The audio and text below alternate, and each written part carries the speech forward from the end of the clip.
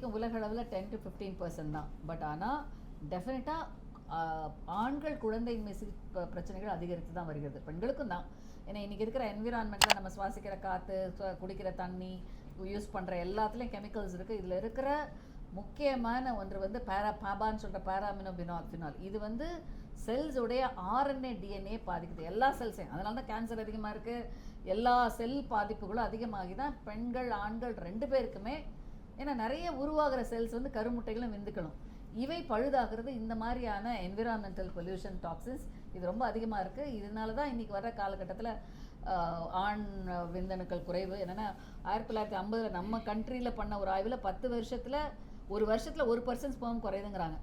1% sperm குறைஞ்சா இன்னொரு 10 வருஷத்தில் 15 மில்லியன், இன்னொரு 15 வருஷத்தில் ஸ்பெர்மே இல்லாமல் போயிருமோன்ற ஒரு பயம் வந்துடுது.